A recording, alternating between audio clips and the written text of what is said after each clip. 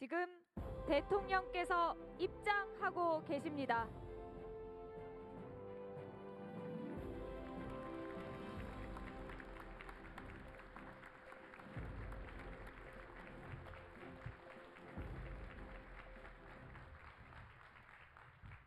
네, 먼저 국민 의례가 있겠습니다. 모두 정면에 있는 국기를 향해 주시기 바랍니다. 몸이 불편하신 분들께서는 자리에 앉으신 채로 함께해 주시면 되겠습니다. 국기에 대하여 경례.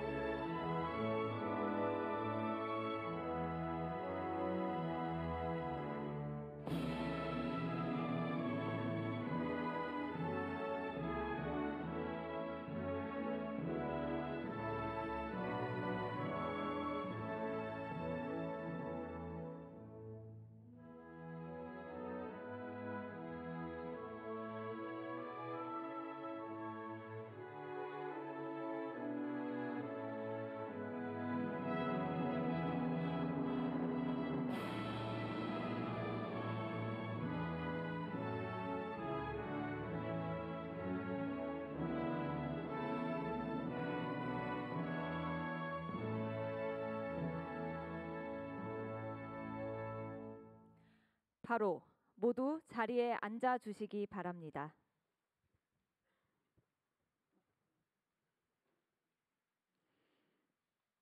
네, 대한민국 과학 수도 대전에서 함께합니다. 먼저 대통령님의 모두 말씀이 있겠습니다. 네, 대전 시민 여러분, 이렇게 만나 뵙게 돼서 반갑습니다.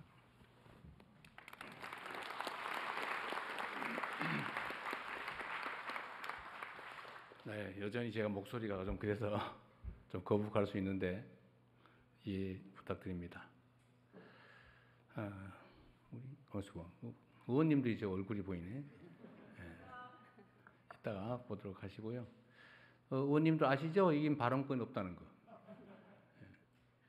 제가 인사 말씀드리기 전에 우리 국민을 대표한 국회의원들이신데 우리 일어서셔서 앞으로 잠깐 나오세요. 얼굴에서 배우 드리고.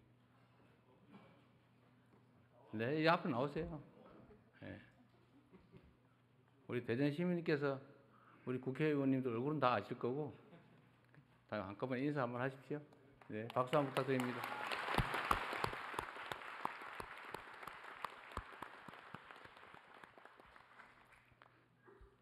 제가 자주 말씀드리는데 이런 자리는 우리 국민과 대통령이 직접 소통하는 자리여서 국회의원, 단체장 이런 분들은 제가 오시려면 오시고 안 오셔도 되고 제 신 발언 기회는 없습니다. 이렇게 미리 말씀드리는데도 왜 발언 안 시켜주냐고 이렇게 생떼 쓰는 분들이 가끔 있어서 제가 오늘 미리 말씀드리는 겁니다.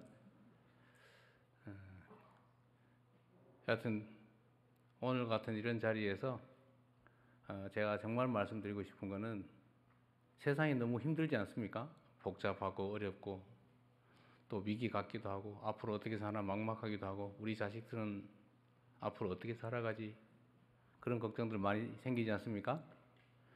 이럴 때일수록 사실은 그 그룹의 리더 역할이 정말로 중요하다는 생각이 들어요. 어떤 방향으로 어떤 생각으로 어떻게 하느냐에 따라서 규모가 크든 작든 그 집단이 살아남을 수도 있고 사라질 수도 있고 흥할 수도 있고 망할 수도 있는 거죠.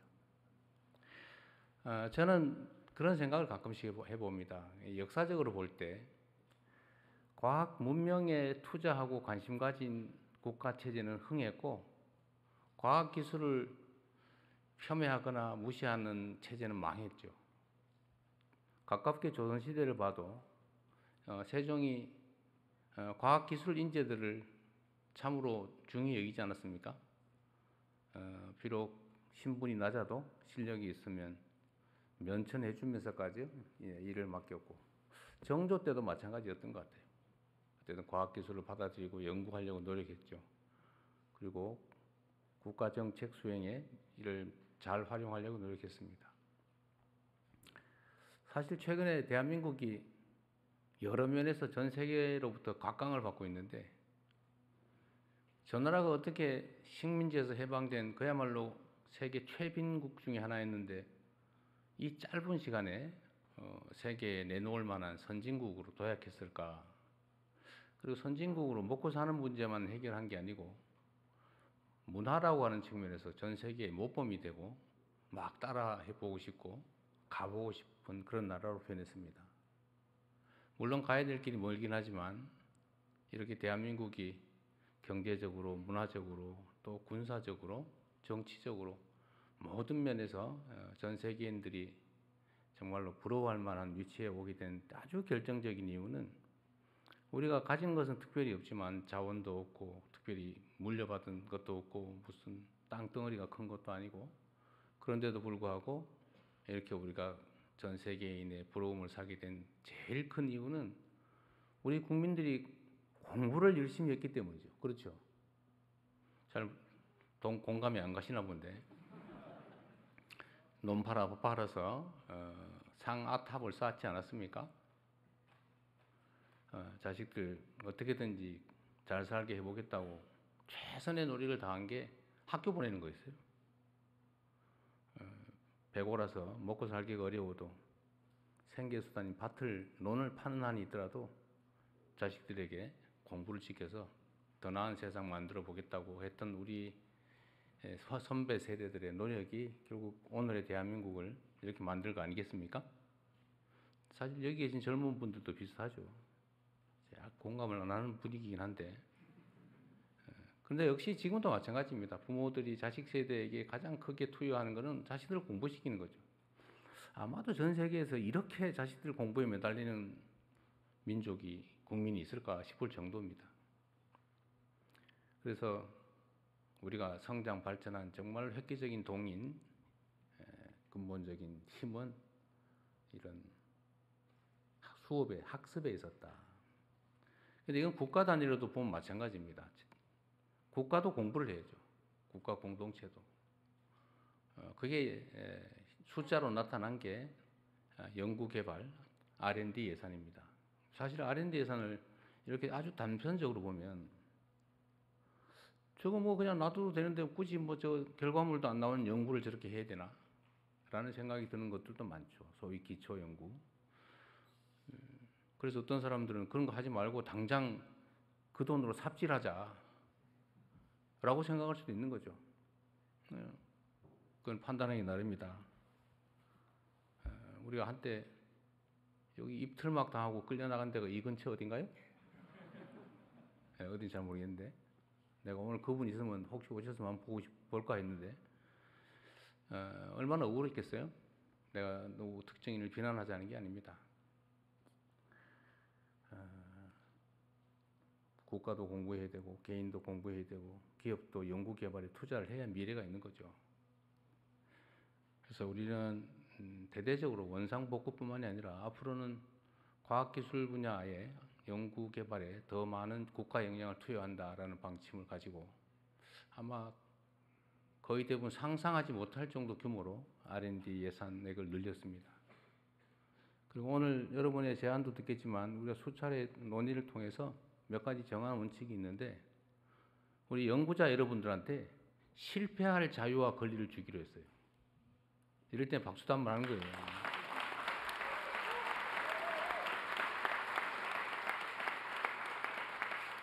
제가 연구개발에 참여하는 분들한테 들은 얘기 중에 제일 황당한 게 대한민국은 연구개발 R&D 성공률이 90%가 넘는데요. 다 성공한대요. 얼마나 훌륭합니까? 근데 가장 황당한 일이죠. 그렇게 쉽게 성공할 걸 뭐로 합니까? 연구개발이란 특히 공공부문의 연구개발 투자는 정말로 어려운 과제들을 새로운 길을 내는 것이어야 되죠. 실패하면 어떻습니까? 그 실패가 또 쌓여서 성공의 자산이 되는 거죠.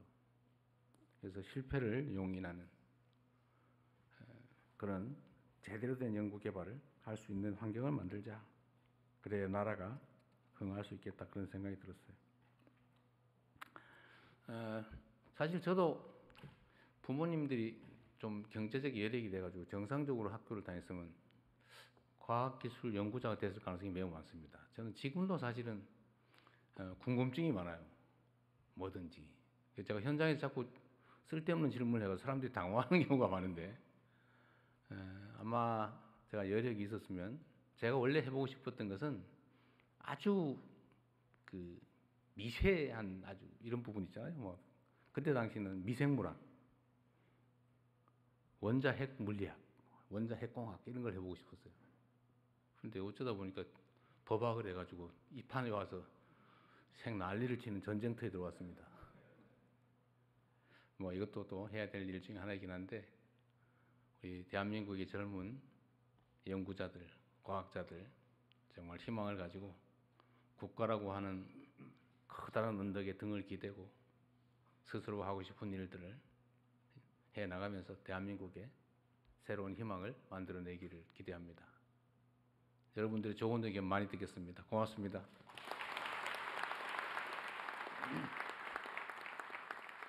네, 대통령님 말씀 감사합니다. 여러분 앞에 보시면 아시겠지만 오늘 이 자리는 과학자가 자유롭게 도전하는 나라, 인재가 모이는 대한민국, 다시 과학기술인을 꿈꾸는 대한민국 국민보고회입니다. 그러면 다시 과학기술인을 꿈꾸는 대한민국 어떻게 추진해 나갈 것인지 그 전략에 대해서 과학기술부총리께서 발표해 주시겠습니다.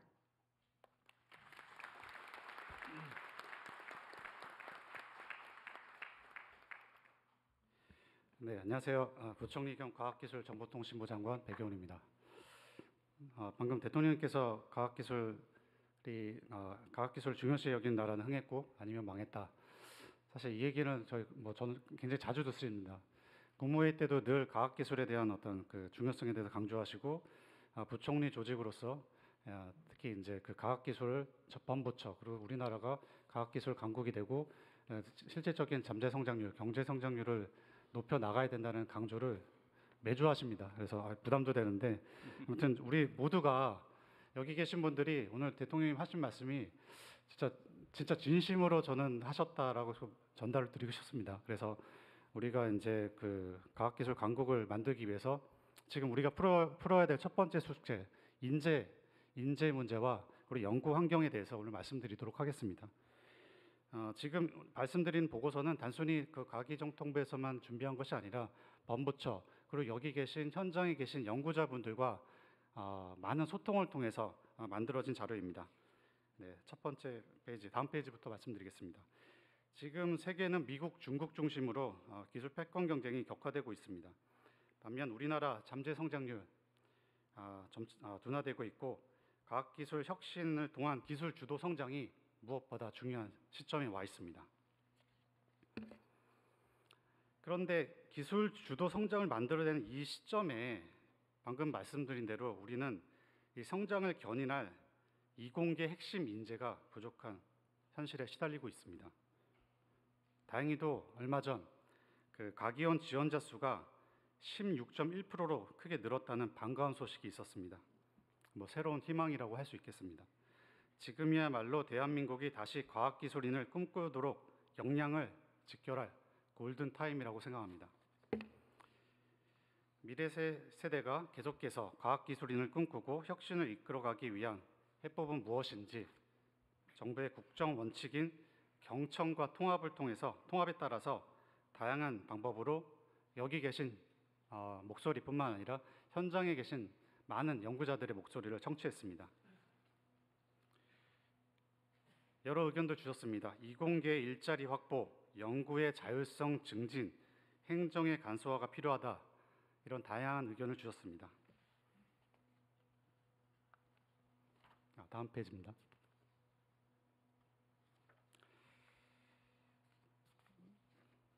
이에 따라 정부는 이러한 의견들을 모아서 우수한 인재가 모여들어 혁신을 선도하고 혁신적인 성과가 다시 우수한 인재를 유인하는 선순환 체계를 만들어 가고자 합니다. 이에 따라서 5가지 추진 과제에 대해서 오늘 말씀드리겠습니다. 먼저 핵심 인재를 체계적으로 확보하고자 하는 전략입니다. 우수한 인재들에게 영예와 자긍심을 고취하기 위해 미래 과학자의 롤모델로서 국가과학자를 제도를 신설하도록 하겠습니다. 초등 단계부터 수학, 과학 교육을 강화하고 우수 이공계 학생들 그리고 신진 연구자들이 국가과학자로 성장하도록 지원할 것이며 향후 5년 동안 매년 20명씩 100명의 국가과학자를 선발해서 국가 리더로 활약할 수 있도록 돕겠습니다. AI를 이해하고 활용할 수 있는 과학기술과 AI의 양손잡이 인재도 육성하겠습니다. 지역의 AI 과학영재학교와 과기원 간 연계를 통해서 학위 패스트트랙을 확대하고 과기원이 지역의 AX 인재 양성과 산업 혁신을 이끌어 가도록 하겠습니다. 해외 우수 인재도 적극적으로 유치하도록 하겠습니다. AI 등 첨단 과학기술 분야에서 탑티어 인재 유치를 위한 비자 제도를 확대하고 맞춤형 지원을 제공하도록 하겠습니다. 외국인 유학생들이 국내에 취업하고 정착할 수 있도록 유학생 비자 기존의 2년에서 3년으로 연장하고 영주 기아 패스트트랙도 기존에 6년 걸리던 일을 3년으로 단축하겠습니다. 두 번째, 이공계 인재들이 안정적으로 성장할 수 있는 매력적인 생태계를 만들도록 하겠습니다. 이공계 학생들이 연구와 학업을 안정적으로 이어갈 수 있도록 하고 전문 연구원의 경우 AI 등 첨단 과학기술 분야 대학원생들이 전문 연구 요원으로 우선 배정될 수 있도록 하겠으며 대학원 장학금 수혜율을 30년까지 기존의 1.3%에서 10%까지 늘리도록 하겠습니다. 또한 청년 연구자와 신진 연구자들이 활동할 수 있는 공간, 즉 양질의 일자리 창출을 위해 첨단 분야 교원과 출연연 연구직 등의 일자리를 늘리고 민간의 딥테크 창업 지원을 강화할 뿐만 아니라 외국인의 창업 기회도 확대하여 민간 일자리 창출을 촉진하도록 하겠습니다. 그리고 기초 연구를 1.5만 개 수준으로 확대하고 연구비를 안정적으로 지원하며 역량 있는 연구자들을 정년과 관계없이 지속적으로 연구할 수 있는 기회를 제공할 수 있도록 하겠습니다. 아울러 연구자들의 겸직과 연구년을 활성화하기 위해 이공계 지원, 특별법 등 관련 법령을 개정하고 기업 연구자들을 위한 기금 조성도 내년도에 1,000억 원 수준에서 10년간 1조 원 수준으로 조성하도록 하겠습니다. 세 번째, 연구자는 다른 걱정 없이 연구에만 전념할 수 있도록 하겠습니다. 그동안 연구자들이 많은 불만 중에 하나가 과도한 행정 부담이었습니다. 다들 영수증 붙이고 제출하고 이런 데 고생들 많이 하셨는데 수시로 쓰는 연구비 사용에 있어서 불편함이 없도록 직접비는 10% 이내에서 자율적으로 사용하실 수 있고 간접비는 직접비, 인건비 중복 사용이나 간접비 총액 10% 초과 성과급 지급 등 좀 안 되는 몇 가지 항목을 제외하고 다 허용을 해드리겠습니다. 네거티브 규제 방식으로 전환해서 좀 더 행정의 편리성을 도모하도록 하겠습니다. 대신에 부정 사용 시 최대 10배까지 제재 부과금을 부과하도록 하겠습니다. 아울러 그동안에 이제 과제 제출할 때마다 거의 460여 종에 달하는 행정 서식들 이런 서류들을 제출하셨는데요. 연구자가 하나의 창구에서 행정을 처리할 수 있도록 간소화하겠습니다. 또한 연구자는 하면 연구하시는 분들은 박수도 쳐주고 그래야 되는데 별로 연구 안 하시는 분 같아요, 전부 다. 네, 감사합니다. 네. 여기 키스 부원장님은 영수증 안 붙여보셨죠? 네. 고맙습니다. 네, 더 말씀드리겠습니다. 연구자는 오직 연구에 몰입할 수 있도록 연구시별로 부담하던 행정과 장비 관리 업무는 블록 펀딩 지원을 통해서 연구기관이 스텝 사이언티스트를 채용해서 통합 지원할 수 있도록 하겠습니다. 출연연도 과제 수주 경쟁에서 벗어나 본연의 연구에 몰입할 수 있도록 PBS 제도를 단계적으로 폐지하도록 하겠습니다. 네 번째, 연구자가 과감히 도전할 수 있는 환경 만들겠습니다. 최고의 성과를 창출하는 혁신적인 관리 방식을 도입하기 위해 기술 환경 변화에 유연하게 대응할 수 있도록 하고 무빙 타겟 방식을 적용하겠습니다. 분야별로 최고의 민간 전문가들에게 정권을 부여하고 민간 매칭 펀드 비율 완화로 민간 기업의 적극적인 동참으로 시너지를 높이겠습니다. 또한 연구자들이 앞서 대통령께서 말씀하신 대로 과감한 도전을 장려하기 위해 쉬운 연구를 조장하는 평가 등급제는 폐지하겠습니다. 목표 달성 여부가 아닌 혁신성을 평가하고 의미 있는 실패의 가치도 인정하겠습니다. 오늘 대통령님 말씀 들으셨죠? 네.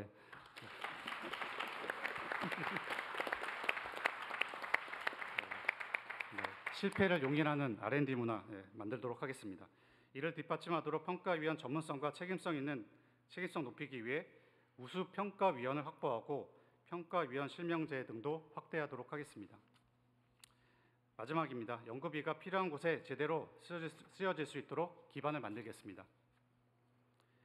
안정적이고 효율적인 R&D 투자 실현을 위해서 변동 가능성이 컸던 R&D 예산은 매년 정부 총 지출 대비 5% 수준으로 유지하고 AI 등 전략 기술 분야의 대형 산업은 기존 4년이 걸리던 연구 착수 시간을 2년까지 단축하고 예산이 적시적소에 효과적으로 배분될 수 있도록 R&D 투자 AI 시스템도 도입하겠습니다. 혁신이 또 다른 혁신으로 이어질 수 있도록 더 많은 연구 데이터들이 축적되고 공유되어 더 혁신적인 다음 연구로 이어지는 체계를 구축하고 지방정부가 스스로 기획하고 집행하는 지역 자율 R&D 체계의 도입으로 지역 균형 발전을 선도하도록 하겠습니다. 또한 지역 거점 대학이 과기원 수준의 역량을 갖추는 데 총력을 다해 지원하도록 하겠습니다. 이상의 5가지 중점 과제를 토대로 역대 최대 규모인 R&D 예산 35조 원을 제대로 사용해서 다시 과학인을 꿈꾸는 과학기술 강국 대한민국을 만들어 가겠습니다. 감사합니다.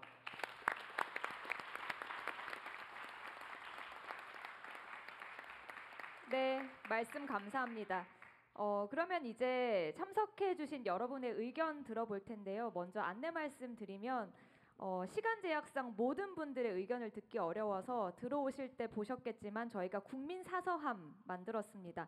들어오실 때 넣어주신 분들도 계실 텐데 저희가 각 좌석마다 서면 의견서 양식을 다 놓아드렸거든요. 준비된 펜으로 의견 적어주셔도 되고 또 QR코드가 있습니다. 사진으로 찍으셔서 온라인으로 의견 주셔도 되겠습니다. 여러분의 소중한 의견은 모두 하나하나 검토해서 답변 드릴 수 있도록 하겠습니다. 오늘 그리고 이 자리에는 연구계, 산업계, 학생, 연구원, 학부모, 교사, 교수, 유관기관 등에서 아주 다양한 분들이 오신 것으로 알고 있습니다. 다양한 의견이 자유롭게 오갈 수 있는 자리가 되기를 기대해 보겠습니다. 부총리님 발표 들었는데 인재 확보 그리고 연구 환경, R&D 생태계 혁신 이 정도로 좀 나눌 수 있을 것 같은데요. 먼저 과학기술 인재 확보에 대한 이야기를 나누면 좋겠습니다. 발언하고 싶으신 분들은 앉으신 자리에서 손을 들어주시고 제가 지목을 하면 일어나셔서 소속과 성함 말씀해 주시고 의견 개진해 주시면 되겠습니다. 의견 있으신 분 계실까요? 네, 뒤에 가장 먼저 손 드셨는데요. 네, 안경 쓰신 선생님께 마이크 먼저 전달해 드리도록 하겠습니다. 네, 안녕하십니까. 저는 대전에 위치한 이렇게 라미랩 주식회사라는 IT 회사의 영업 컨설턴트를 맡고 있는 주승훈이라고 합니다. 저는 대전에서 태어나서 대전에서 계속 살았고 그리고 저는 지금 이렇게 충남대학교의 국가정책대학원이라는 곳이 있어서 거기서 스마트 도시환경정책학이라는 석사과정을 야간에 같이 병행을 하고 있습니다. 지금 현재 국가에서 어떤 이공계 대학원생들을 제공하는 것은 이공계 풀타임들을 대상으로 인재를 양성하고 있습니다. 다만 기업에 재직을 하면서 야간에 좀 더 본인의 자기계발뿐만 아니라 국가의 과학기술 양성을 위해서 실제적으로 공부할 때 국가적으로 이공계가 국가정책대학원 이공계가 아니라 좀 정책학 행정학의 분야에 얹혀서 국가적으로 지원받지 못하는 제도가 발생하고 그를 기반으로 실제적으로 결국 어떤 정책에 대해서 이공계 풀타임이 아니라 이유로 정책에 대해서 좀 참여할 수 있는 기회가 좀 현저히 좀 적은 상황이 있습니다. 그래서 이런 부분에 대해서 실제적으로 좀 더 지원받을 수 있는 구조들을 만들 수 있는지 좀 질의드립니다.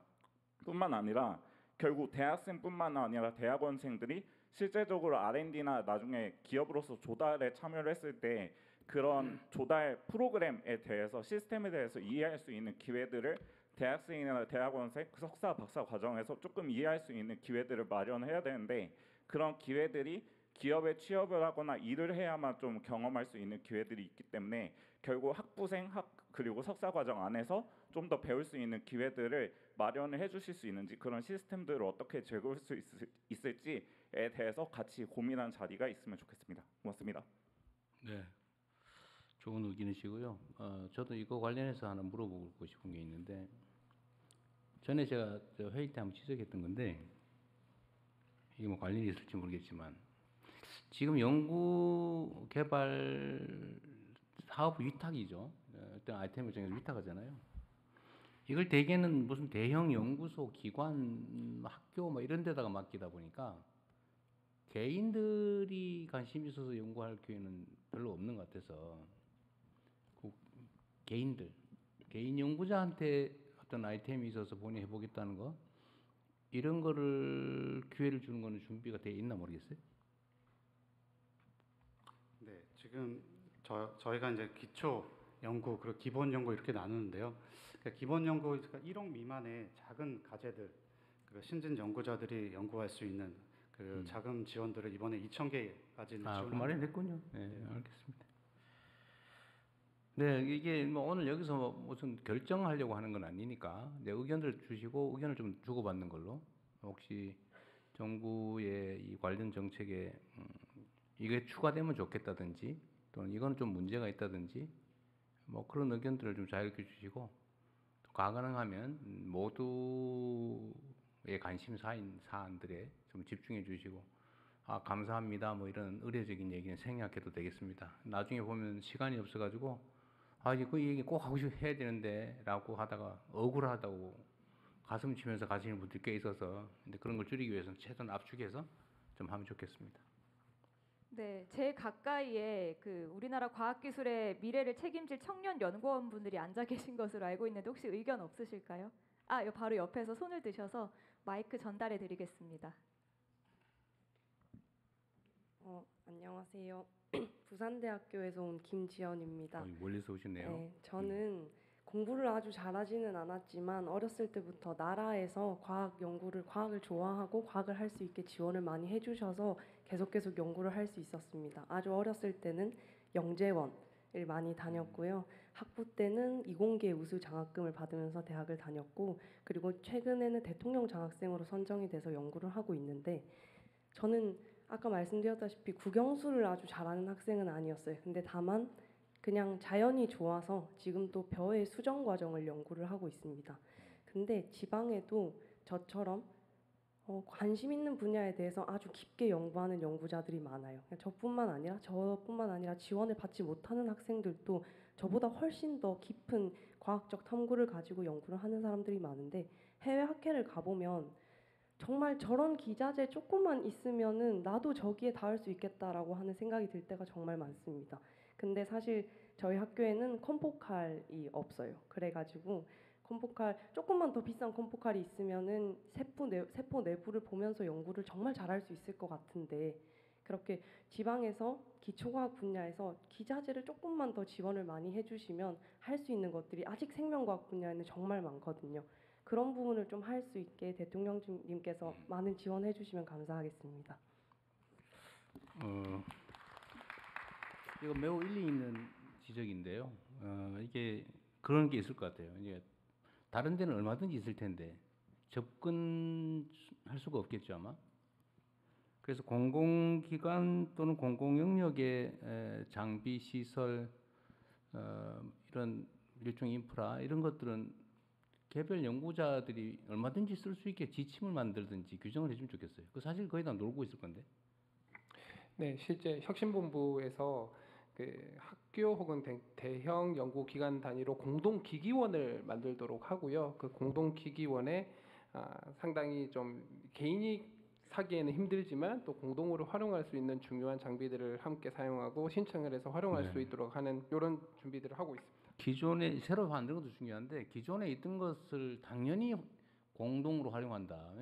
공공자산이니까요. 뭐 기업들 이런 데는 어떻게 할 수 없겠지만 연구기관이나 위탁해서 하는 뭐 이런 사업들에서는 당연히 있는 장비 시설 이용할 수 있어야 될 것 같아요. 그거 얘기 나온 김에 예를 들면 개별 연구 공모 이런 것도 당연히 있겠죠. 예, 어쨌든 저런 개별 연구하시는 분들한테 아이템 제공받아 가지고 좀 아이디어가 기발한 게 있을 텐데. 제가 알고 있기로는 그 국가 이 공동시설로 나노팹, 뭐 모아팹 사업이라는 게 있습니다. 그래서 물론 그거는 이제 개인 연구자가 접근해서 신청을 하셔야 되는 거고 연구 책임자가 이제 선정이라는 과정을 거쳐야 되기 때문에 모두가 혜택이 되진 않고 있는데 그래도 지금 말씀하신 그런 부분들은 접근할 수 있는 게 전혀 없지는 않아서 좀 홍보가 더 돼야 될 것 같습니다. 그래서 우리 하정우 수석이 또 해야 될 일인데 이런데 인공지능 검색 시스템이 필요하다고요. 그냥 물어보면 탁 찾아줘야지. 그거 자기가 찾으러 다녀야 됩니까? 예, 내가 이거 뭐 커터가 필요한데 이거 어디서 구할 수 있냐? 공짜로 쉽게 쓸 수 있는데 알려주라. 그럼 바로 착 알려줘야 되는 거 아니에요, 그죠? 예. 준비하겠습니다.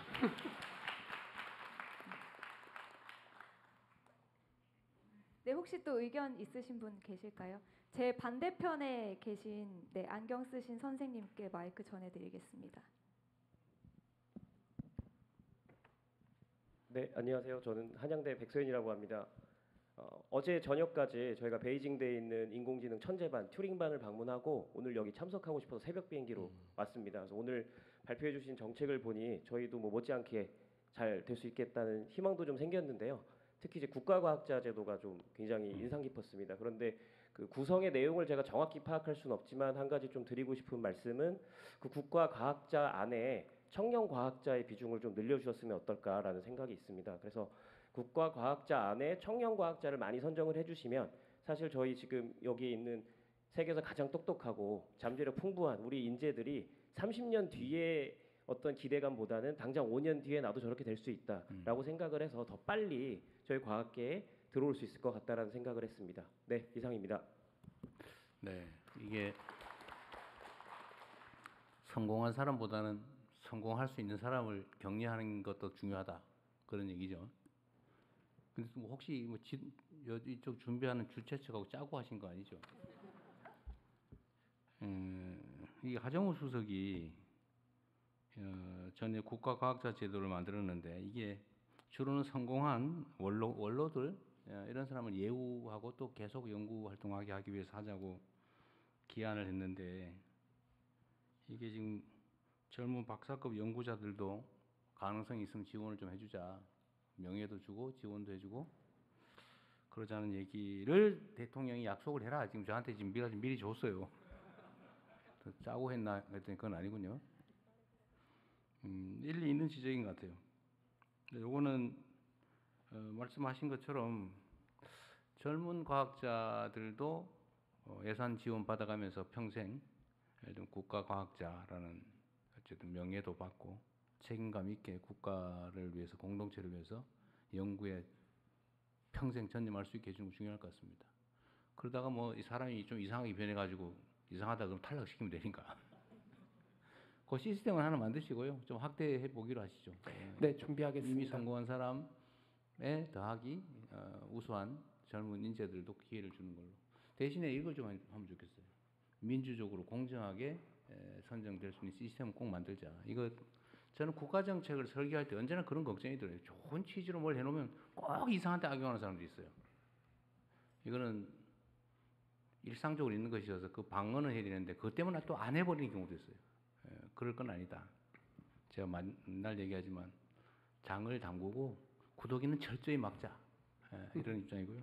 그래서 내가 하나 더 우리 과기부 부총리 발제하신 것 중에 우리가 이제 연구비 사용에 대해서 자꾸 행정적 통제를 안 하는 방향으로 바꾸잖아요. 근데 뭐 얼마까지는 쓰고 그냥 썼음 이렇게만 써라. 영수증 이런 거 필요 없고. 그럼 또 이걸 또 악용하는 사람도 있어요. 또 네거티브 제도로 하면 요거 말고는 다 써도 된다 이렇게 하면 뭐 조작을 하거나 이런 경우가 있을 수 있잖아요. 근데 이게 이제 국민들 입장에서는 그 부정한 사례가 많지 않은데 보통은 저는 그런 믿음이 있거든요. 우리 국민들께서 예를 들면 뭐 공직 사회가 썩었다 부패했다 그래도 제가 보기로는 거의 대부분은 정말 열심히 성실하게 부정부패하지 않고 일 잘해요. 근데 그중에 꼭 소수가 있어요. 이걸 악용하는. 그 연못에 물 흐리는 미꾸라지들처럼 다들 정말 자기 역할 잘하는데 이런 소수가 있습니다. 그래서 이 소수를 어떻게 처리할 거냐. 그 소수 때문에 할 일을 안 하는 건 말이 안 되죠. 근데 행정 편의적으로 생각하면 아예 그런 부정이 생길 소지를 막는다고 아예 안 해버려요. 그러면 사회 발전이 가로막히겠죠. 그래서 저는 좀 방향을 바꾸자 우리가. 대다수를 믿고 최대한 허용하되 이걸 악용해가지고 장난쳐서 전체 물을 흐리는 것에 대해서는 아주 제재를 세게 하자. 어떠세요? 그래서 연구비 사용에 대해서 재량도 늘리고 예를 들면 통제도 좀 완화하는데 하여튼 그런데 만약에 문제가 돼서 걸리면 그 우리 요즘 열차 표 검사 옛날처럼 다 안 하잖아요. 다 안 하고 걸리면 20몇 배인가 그러죠? 일단 10배부터 시작하겠습니다. 30배까지. 근데 연구비 부정 사용은 우리가 많이 풀어줄 건데 믿고. 근데 이걸 어겨가지고 물을 흐리는 경우는 10배 약한 것 같아요. 30배. 30배. 네. 프로젝트 전체를 상한으로 최하 30배. 이렇게 한번 검토 한번 해보시면 괜찮겠죠? 너무 가혹하다고 욕하지 않을 거죠? 네. 네, 계속해서 의견 듣겠습니다. 네, 근데 우리 기관장은 금지. 네, 원칙적으로. 한번 뒤로 가겠습니다. 저기 뒤쪽에 여성분께서 손 높이 드셨거든요. 네, 마이크 전해드리겠습니다. 안녕하세요. 저는 이너시아 김효희 대표라고 합니다. 저는 조금 속물적이지만 현실적인 이야기를 해보려고 하는데요. 저는 과학고등학교를 조기 졸업하고서 카이스트 학석과학을 나오고서 그 다음에 창업을 했습니다. 근데 솔직히 말하면 제가 어릴 때는 뭐가 되고 싶었냐면 의사가 되고 싶었습니다. 그리고 지금 시점에서 뒤를 돌아보면 그때 공부 잘했던 친구들은 의사 혹은 변호사를 하고 있습니다. 되게 이 점이 슬픈 일이라고 생각을 하는데요. 사실 학생들에게 암만 과학자 정말 좋은 거다, 국가과학자를 양성할 거다라고 말해봤자 학생들은 어떻게 해야지 돈 많이 벌지를 생각하면서 학교를 다닐 수밖에 없습니다. 그래서 요즘은 감사하게도 그 SK 하이닉스가 연봉을 많이 주면서 친구들이 반도체 분야로 엄청나게 몰리고 공부를 열심히 합니다. 그러니까 저는 결국 이 인재 양성을 잘하려면은 과학자들이 돈을 잘 버는 세상이 되어야 되고 단순히 연봉을 높여야 한다가 아니라 그 과학자들이 나중에 되게 잘 되는 세상을 만들려면 산업계가 부흥해야 한다고 생각을 합니다. 그럼 어떻게 산업계가 부흥하냐? 과학자들이 자기들이 연구한 걸 가지고 창업하려 할 때 혹은 연구 과제를 할 때 결국 그 말씀하신 실패할 용기를 주시는 게 굉장히 중요한데요.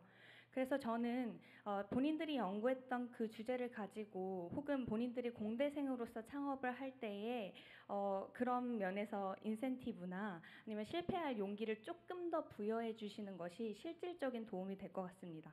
그렇게 해서 성공한 기업들이 공대 출신 기업들이 많아지면 저 선배처럼 될 수 있네라는 생각을 가지고 어린 학생들도 현실적인 고민을 가지고 이공계에 남아 있을 거라는 생각이 듭니다. 말씀 들어주셔서 감사합니다. 정말로 훌륭한 지적을 하신 것 같습니다. 요새 SK가 월급을 많이 주는 모양이군요. 훌륭한 기업인 것 같아요. 근데 이것도 진짜 요즘 기업 문화가 많이 바뀌긴 바뀌었어요. 제가 여러 논란이 있는데 보니까 그 노동자들의 노동을 착취해가지고 이제 월급 떼어먹고 뭐 그런 데 있더라고요. 최근에 문제되는 데가 줘야 될 돈 안 주고 떼어먹으려고 그러고 막 가혹하게 노동 조건 만들어서 사람들 죽고 다치고 막 이렇게 해서 거기서 이익을 보는 이 기업. 아니 그리고 반대로 첨단 과학 기술에 투자해서 정말 국제 경쟁력을 기술로 실력으로 결판을 내면서 이렇게 수익을 나누는 그런 기업들로 이렇게 크게 나눌 수가 있는데 제가 보기엔 대한민국도 그렇고 앞으로 전 세계가 그러겠지만 이제 노동자들 그 쥐어짜고 착취해가지고 거기서 돈 벌겠다 이런 생각하는 건 성공하기 어렵습니다. 뭐 잠깐 성공할지 모르겠지만. 그래서 정말로 성과에 대해서 충분히 보상하고 정말 새로운 첨단 기술 개발해가지고 무슨 뭐 HBM 이런 거 하나 개발해가지고 대량으로 팔면 엄청나게 남는데 거기 기여한 과학자들, 연구자들 충분히 보상해주면 또 다른 아이템 생기고 이렇게 되지 않겠어요? 우리 사회 전체 분위기도 좀 그래 바뀌어야 될 것 같고요. 우리 가기부 장관님, 우리가 이제 그 기업 지원 사업 중에서도 이제 실패자 펀드 이런 걸 만들기로 했잖아요. 네. 저희가 창업이나 이런 거 할 때 지원을 하지 않습니까? 지원을 했는데 실패했다 그러면 우리나라는 기본적으로 이제 신용불량 돼가지고 다시는 못 일어나게 돼 있거든요. 거의 대부분. 그래서 이렇게 하면 안 된다. 진짜 실패가 자산이다. 많이 실패한 사람이 훨씬 성공할 가능성이 높거든요. 경험이 쌓이기 때문에. 그래서 실패자들에 대해서도 우리가 뭐 금융제도나 이런 데서는 다시 재기가 어렵게 돼 있긴 하지만 그런 것도 많이 완화할 거고 펀드 지원도 실패자들을 우대하는 그 펀드도 만들고 하는데 요 과학 연구 분야에서도 아까 우리가 말은 했지만 실패한 사람에 대해서 차별하지 않겠다 수준까지 겨우 얘기한 것 같아요. 실패자들을 좀 우대해주는 인센티브를 주는 것도 한번 연구해 보시면 어때요? 네. 아니 선의를 가지고 열심히 했는데 연구가 실패할 수 있잖아요. 그런데 사고 쳐가지고 그런 거 빼고 열심히 했는데 실패했다. 오히려 저는 그런데 기회를 더 줘야 되지 않을까 그런 생각이 드는데 똑같이 기회를 주겠다도 중요한데 그보다는 아예 특정 섹터를 하나 만들든지 해가지고 기회를 별도로 추가로 주는 걸로 네. 검토해 보십시오. 한 가지 좀 제가 예시를 좀 들어보면 카이스트의 오준호 교수님이라고 있었는데 이분이 당시에 일본에서 2003년 4년 요때 이제 일본이 굉장히 휴머노이드 로봇 이런 쪽으로 많이 치고 나갔을 때 아무도 안 된다고 할 때 그 레인보우 로보틱스라는 회사를 만들어서 결국에는 뭐 많은 어떤 그 부정적인 의견들이 많았지만은 끝까지 도전을 하셔서 거의 3조 4조 원에 달하는 기업 가치를 만들고 엑시트를 하셨습니다. 이런 사례들이 많이 만들어져야지 우리 학생들이 어떤 이공계에 도전을 하고 공부를 하고 도전하는 이런 문화가 만들어질 것 같습니다. 그런 측면에서 대통령이 말씀하신 실패자들을 위한 어떤 여러 가지 좀 어떤 위한 펀드 그리고 어떤 동기부여 이런 것들을 할 수 있게 저희가 좀 고민을 어차피 우리 R&D 관련 예산을 우리가 35조 원을 넘게 옛날에 비하면 7, 8조 원 이상 더 늘린 거잖아요. 그 중에 일부를 그런 부분 좀 특화해서 연구를 그냥 포괄적으로 주면 되잖아요. 과제를 너무 정하지 말고 포괄적으로 그럼 자유롭게 내봐라. 이래서 그 중에서 뭐 실패한 사람들한테 인센티브를 준다든지 해서 좀 기회를 더 주는 걸로. 검토해 볼 만한. 검토해 보겠습니다. 네, 좋은 생각 같습니다. 네, 산업계에서 말씀 주셨는데 혹시 연구계에서 의견 주실 분 계실까요? 네, 저기 박범계 의원님 앞에 계신 분께 마이크 전해드리겠습니다. 박범계 의원으로 한 줄 알았는데. 네, 안녕하세요. 저는 한국원자력연구원에서 근무하고 있는 유용균이라고 합니다. 네, 제가 지금 하고 있는 일은 원자력 분야를 위한 인공지능 기술 연구하면서 또 UST에서 학생들 인공지능 인력들 양성하는 일을 하고 있습니다. 제가 그 영상하면서 저는 오늘 좀 과학 기술을 위한 인공지능의 중요성에 대해서 말씀드리고 싶습니다. 지금 그 R&D에 많은 투자가 이루어지고 있는데 그만큼 성과가 나지 않고 있다는 말을 많이 합니다. 그 이유를 좀 생각해 보면요, 우리가 지식이 쌓여갈수록 이 지식은 점점 복잡해지고 인간의 머리로는 그 위에 뭔가를 새로운 것들도 쌓기가 어려워지고 있습니다. 그런데 이것을 이렇게 압축적으로 우리가 압축해서 그 위에 더 많은 것을 쌓을 수 있도록 해주는 도구가 저는 인공지능이라고 생각합니다. 인공지능이 최근에는 그냥 단순한 뭐 이런 문서를 뭐 만들어준다든지 뭐 서베이 한다든지 이런 도구를 넘어서서 스스로 연구 계획을 세우고 우리가 실험을 수행하고 연구 결과를 정리해서 논문을 정리하는 것까지 사실상 이제 그 전에 인간이 하던 대부분의 과정들을 이제 자동화할 수가 있습니다. 그러면 이제 앞으로 연구자들이 해야 되는 일은 모든 것을 자기 혼자서 하는 게 아니라 그 인공지능이 못하는 부분만 이제 참여해서 한다든지 아니면 인공지능을 어떻게 잘 오케스트레이션해서 잘 활용할 것인지 혹은 이 인공지능이 많은 연구 결과들을 만들어낼 텐데 그 중에서 이제 좋은 연구 결과를 뽑아내는 일을 하는 것이 앞으로는 중요한 일이 될 것이라고 생각을 합니다. 그래서 이를 위해서 우리가 인력 양성도 이제는 모든 것을 내 머리로 하는 게 아니라 인공지능을 적극적으로 활용하는 인공지능 네이티브, 인공지능 증강, 인재 양성하는 쪽으로 집중했으면 좋겠고요. 그리고 이 산업계에서도 그러니까 인공지능 각 우리나라가 잘하고 있는 뭐 제조업이라든지 이런 뭐 바이오라든지 원자력이라든지 이런 우리나라가 잘하고 있는 분야에 특화된 인공지능 모델을 만들고 저는 개인적으로 이제 제 연구소에서 컴퓨터를 딱 켜면은 인공지능 에이전트가 딱 떠서 오늘 이런 이제 조사를 했고 이런 연구가 좋을 것 같습니다. 이런 걸 제안해주는 시스템이 꼭 있으면 좋겠습니다.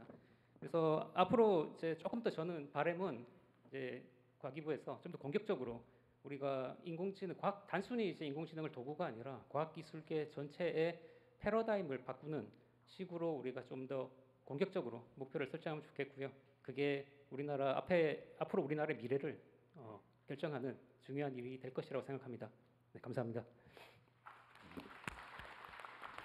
네, 사실 이번 말씀은 우리가 지금 사실 걱정되는 측면도 하나 있긴 해요. 그래서 지금 한 2, 3년 사이에 인공지능 기술이 너무 발전하면서 사실 연구개발 분야의 리서치나 이런 부분들은 옛날로 치면 뭐 대학원생 뭐 이런 데 시키던 일이 전부 다 인공지능으로 사실 감당하면 엄청나게 많이 커버할 수 있을 것 같아요. 그러면은 정말 뛰어난 소수의 연구자들 상위 고급 연구자 기획하고 이런 말고 중간 연구자들 자리가 없어지는 거 아니냐 이런 걱정들도 많이 하죠 사실은. 실제 하죠. 근데 이 문제에 있어서는 저는 그래서 그런 걸 좀 생각해 봐야 되는데 그 문제 때문에 연구 분야 인공지능 전환을 미루거나 망설이면 안 될 것 같습니다. 좀 안타까운 일이 발생할 수도 있는데 일자리 실제 중간 연구자들 일자리가 사라질 가능성이 많다고 걱정하고 저도 그런 걱정이 되거든요. 충격으로 다가오지 않을까? 근데 그 대비하고 그걸 넘어서야 되겠죠 우리가. 네, 그거에 대한 의견을 한번 어떻게 잡고 있는지 한번 말씀 간단하게 해주십시오. 네, 지난번에 대소부 때 한번 동일한 말씀을 네. 주셨었고요. AI 시대의 과학 기술 연구란 패러다임이 굉장히 많이 바뀔 거기 때문에 그러면은 이제 연구자들은 어떻게 AI 연구를 해야 하는가? 기존의 주니어들이 하던 연구들을 인공지능이 대체할 텐데 그러면은 연구 기획, 실행, 평가 단계 모든 것들을 인공지능 가능하게 해서 넣어야 되는 게 아닌가라고 요청을 주셨고 거기에 대한 어떤 패러다임 변화 준비는 AI 전략위원회에서 과학 AI 분과에서 논의를 하고 있고 또 요거를 내년에 400억 정도 예산을 잡아서 과학 AI 연구를 하기 위한 사업을 또 별도로 만들어 두었습니다. 그래서 이런 전반적인 과학 연구 개발 단계에서의 완전히 연구하는 방법의 변화와 관련된 여러 가지 제도적인 것들, 도구적인 것들, 그리고 지원하는 이런 부분들, 그리고 필요하면은 연구자들이 새롭게 연구하는 방법에 대한 교육까지를 풀 패키지로 별도 이렇게 소개드리고 관련된 사업이라든가 이런 부분들을 말씀드릴 수 있는 자리를 만들도록 하겠습니다. 그건 정말 중요한 일인 것 같아요. R&D를 위한 R&D 연구 개발을 위한 인공지능 연구 그걸 또 학습하는 거 이게 정말 중요할 것 같습니다. 잘 준비해 주시고요. 네. 네, 저희가 그 인재 확보 중심으로 이야기를 했는데 그러면 자연스럽게 그 R&D 생태계 그리고 연구 환경 혁신 쪽으로 좀 더 자유롭게 이야기를 들어보도록 하겠습니다. 의견 주실 분 계실까요? 네, 여기 제 가까이에 계신 네, 선생님께 마이크 전해드리겠습니다. 예, 기회를 주셔서 감사합니다. 예.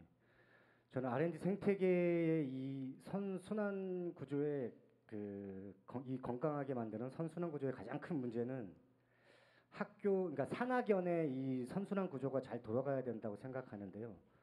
특히 학교나 정부 출연 연구소는 어떻게 보면 공공의 개념이 강하고 산은 사적인 개념이 강하다 보니까 연구 개발이나 기술 개발이 이게 좀 충돌이 되는 부분이 많이 생깁니다. 이 영역이 조금 다르다 보니까. 그래서 이 산학연 구조가 건강한 선순환 구조가 되기 위해서는 기업에 있는 연구자들이 학교나 정부 출연연에 겸직이 가능해지는 이런 시스템이 만들어지면은 요 산학연에 대한 건강한 네트워크 시스템 이런 게 잘 돌아가지 않을까라고 생각이 돼서 이런 기업 연구자들의 이런 학교나 정부 출연연에 연결이 될 수 있는 연계가 될 수 있는 이런 겸직이 가능한 이런 시스템이 좀 구축이 되면은 건강한 생태계가 형성되지 않나라는 의견을 드리고 싶습니다. 예. 제가 얼핏 떠올랐는데 연구기관 학교에 산 쪽이 예를 들면 참여하는 거, 예를 들면 회사의 기술 담당 전무가 어디 대덕 연구원 어디에 그 연구에 참여한다. 이거 괜찮을 것 같아요, 그죠? 근데 반대로 국가 연구기관의 주요 연구자가 아까 얘기한 SK 하이닉스의 개발팀 팀장을 겸하는 거, 요거는 또 약간 그럴 것 같아요, 그죠? 그러니까 이게 양면이 있는 것 같습니다. 한번 이건 연구를 한번 해보시고 이게 복잡한 얘기일 것 같긴 해요. 네. 부작용이 저는 다시 한번 얘기하면 어쨌든 산 쪽이 학연 쪽으로 이렇게 겸하고 역할을 같이 나누는 게 좋은 것 같은데 여기 반대로 국가의 지원을 받아가지고 공적 연구를 하는 사람이 개인 돈벌이 하는 기업체에 이렇게 하는 거는 문제가 있을 수 있잖아요, 그죠?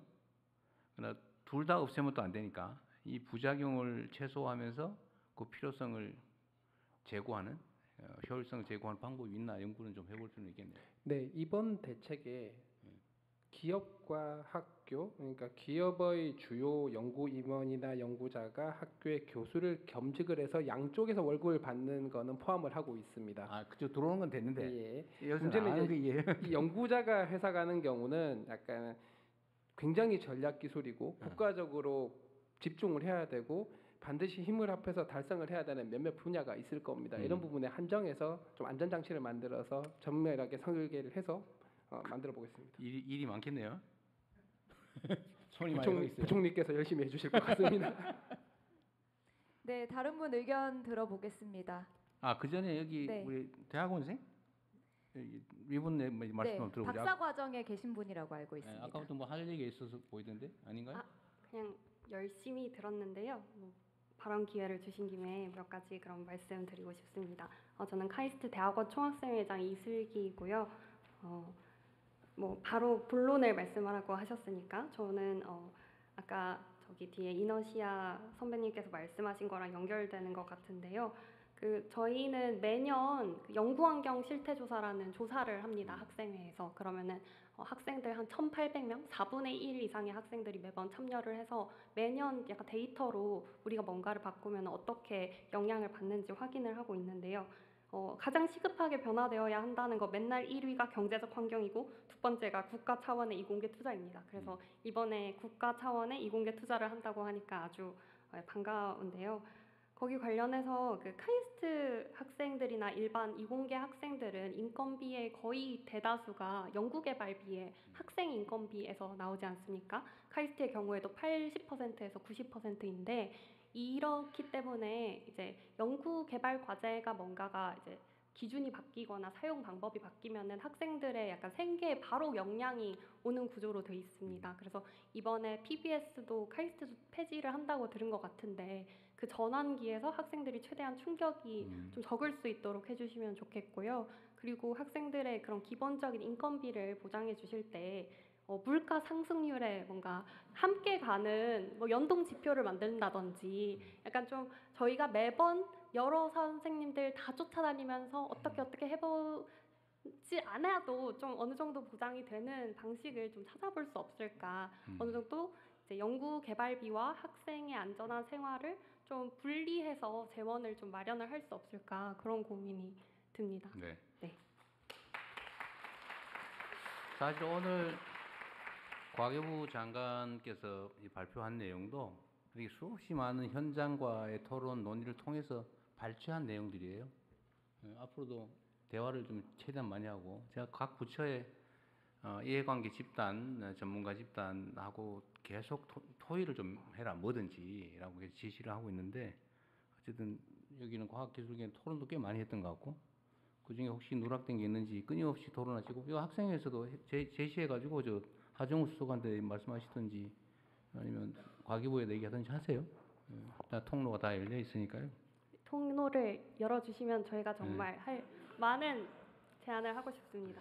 제가 정부 공직자들 보면은 막 아이디어를 짜내려고 막 인상을 쓰면서 막 이러고 있거든요. 그래서 제가 그러지 말고 가서 물어봐라. 그냥 그 이해관계 있는 사람들한테 물어보면 그 사람들이 다 얘기해 줄 텐데 그걸 뭘 며칠서 그냥 모여가지고 머리를 쥐어짜고 있습니까? 이게 사람이 한계가 있어가지고요. 자기가 처한 상황에서 생각할 수 있는 게 한계가 있거든요. 행정 서비스는 쳐다보고 있는 이 국민 대중이 원하는 걸 해주는 건데 그거다 물어보면 될 거를 굳이 안 물어보고 책상에 모여가지고 막 고민하고 있어요. 근데 우리 과기부는 안 그러죠? 현장 목소리를 너무 많이 듣다 보니까 오히려 헷갈려요. 카이스트 한국과학기술 같은 경우는 사실은 상대적으로 지원이 많이 그렇죠. 하고 있습니다. 대학원생들이나 이제 스타이펜드도 그렇고 사실은 많은 지방에 있는 학교들이 이런 뭐 장학금이나 여러 가지 대학원생들 지원하는 이런 그 비중이 굉장히 좀 상대적으로 좀 낮은 편입니다. 그래서 지금 교육부랑 저희가 논의하고 있는 것이 일반 대학들도 과기원 정도 수준의 지원이 될 수 있도록 기존의 이제 과기원 제도를 일반 대학원에 전파하는 이런 노력들을 같이 논의를 좀 하고 있습니다. 그래서 지금 물론 4대 과기원도 부족한 부분들, 뭐 장학금들, 뭐 여러 가지 뭐 연구생활비들 지원하는 것들 아까 발표드린 대로 늘려 나가는 부분 포함해서 균형 발전이 될 수 있게 종합적으로 잘 검토하도록 하겠습니다. 네. 그 우리 이슬기 총학생장님 말씀 속에서도 들어 있는데 현실적으로 학생들이나 이 중간 연구 참여자들 그 인공지능으로 소위 리서치나 연구 보전하기 대체되는 것에 대한 두려움이 있죠. 네, 많이 있습니다. 그래서 이번에 학생들끼리 TF도 꾸려서 이런 이야기도 좀 설문도 받아보자고 하고 있고요. 극복책은 뭐예요? 토의해본 결과 거기에 대한 뭐 어떻게 해결하자는 거에 대한 얘기도 해봤을 거 아니에요. 그러니까 그 중에 공감 가는 거 있으면 한번 얘기해 보세요.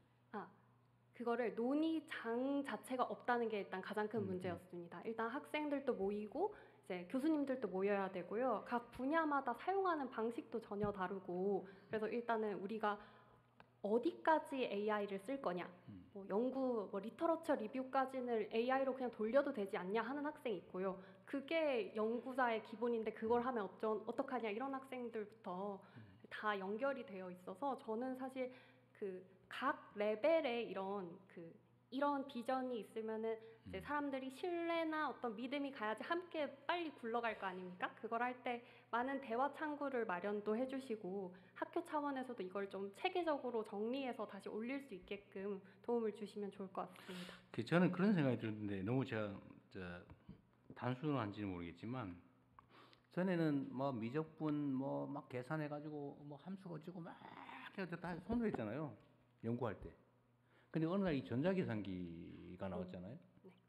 그럼 전에는 막 이거 막 수학 계산 잘하는 사람 안 틀리고 이 사람들이 중요한 연구 보조자였을 것 같은데 이제 전자계산기가 나왔으니까 그 사람들 일이 없어졌을 것처럼 생각되지만 그러나 그건 또 하나의 도구로 쓰면서 역할을 또 하잖아요. 그래서 이 연구 분야 인공지능 전환 문제도 시간이 문제지. 결국은 대안이 나올 텐데 누가 조금이라도 빨리 그 발굴하냐에 달려 있지 않을까 싶어요. 그래서 중간 연구자들이 중간이 비어버리는 이 문제에 대해서는 정부 차원에서도 예를 들면 그들에게 새로운 연구 주제를 주든지 아니면 그걸 좀 더 잘하는 사람이 또 있을 거 아니에요. 저도 이게 가끔씩 누구한테 그 인공 뭐한테 물어보는데 이거 순 틀리더라고 그거. 요새 안 믿어 제가 잘. 꼭 검증을 해봐요. 내가 그 인용했다가 한번 망신당할 뻔한 일이 있어가지고. 네, 감히 말씀하십시오. 발언 기회를 좀 얻도록 하겠습니다. 방금 전에 또 사실 말씀 꺼내시기 전에 그 카이스트 포함해서 또 지역의 일반 대학보다 이제 상황이 좋은 편이고 그래서 이제 지역에도 이렇게 자립할 수 있는 걸 해주신다고 말씀하셔서 이게 타이밍이다 생각했는데 이제 바로 또 넘어가셔서 제가 좀 그 말씀하신 거 포함해서 좀 의견을 말씀드리도록 하겠습니다. 아까부터 이제 저희가 전체적으로 AI라고 하는 대전안이 이제 기술에서 주제이고 하는 건 이제 전체 저희 과학 분야에서 다 적용할 수 있는 부분이라서 상당 부분 받아들이고 있습니다. 이게 새로운 것이지만 모두 받아들이고 있는 부분인데 이 해결하는 말씀하신 그 걱정 부분은 어떻게 보면 도구이기 때문에 저희가 인간이 도구를 사용하는 부분이니까 이 새로운 도구를 또 활용하면서 연구에 더 결과를 낼 수 있을 거라. 저는 이제 중간 연구자라는 그런 표현보다는 저희가 이 환경에 적응을 빨리 할 수 있을 거라고 생각이 됩니다. 그래서 다만 이제 저는 전체적인 이 정책 중에서 가장 의미 있는 것 중에 하나가 매년 정부 총 지출 대비 5% 수준으로 예측 가능하게 해주셨다는 거. 이 부분이 제일 중요하다고 보는데요. 저희가 그 시기마다 이제 그 뭐 인기 있는 주제들이 있긴 합니다. 그래도 일반 연구자로서 기초적인 거는 꾸준히 지원이 될 수 있다라고 생각하면 저희가 각자 자리에서 또 잘 할 수가 있기 때문에 그 부분이 중요하다고 생각이 되고 지금 AI 그 데이터화에서도 한 가지 현장에서 우려하는 것 중에 하나는 이미 있는 데이터를 활용해서 AI 프로그램 자체가 극대화하기 때문에 그 투입하는 소스에서 좀 더 다양성이 있어야 된다. 그런 부분에서 이제 노력을 해주시길 바랍니다. 네. 네, 저희 약속된 시간이 지나서 벌써요? 네, 괜찮으시면 딱 한 분만 더 의견 들어보도록 하겠습니다. 그 양해 말씀드리면 저희가 그 서면 의견서 드렸습니다. 자필로 혹은 QR 코드를 통하여 온라인으로 의견 주시면 꼼꼼하게 확인해서 답변 드리도록 하겠습니다. 그러면 한 분 더 말씀 들어보도록 하겠습니다. 네, 여기에 네 흰색 옷 입으신 분 말씀 듣겠습니다. 네, 대통령님 반갑습니다. 저는 에이슬립이라는 슬립테크 기업 이끌고 있는 이동원 대표라고 합니다. 저는 어릴 때 아버지가 주무시다가 돌아가셨어가지고 눈에 보이지 않는 잠을 보여내는 데 좀 집중을 했었고요. 국가의 뭐 다양한 국가 장학 지원이나 이공계 지원 그리고 이제 대학원생일 때는 창업 연구실 창업 프로그램을 가기정통부 통해 지원을 받아서 창업을 했고요. 결국에는 이제 열심히 사업을 해나가면서 기술 고도화를 하고 있습니다. 말씀드리는 거는 저희는 이제 과학기술을 통해서 디지털 시대에서 AI 시대로 넘어가고 있고 이 AI 기술을 사용해서 수면을 보여내는 헬스케어 쪽에 이제 이종 산업 간의 협력을 하고 있습니다. 그럼에 있어서 그 과학기술만으로 이제 사업화를 한다고 했을 때 규제라는 게 저는 가장 어렵더라고요.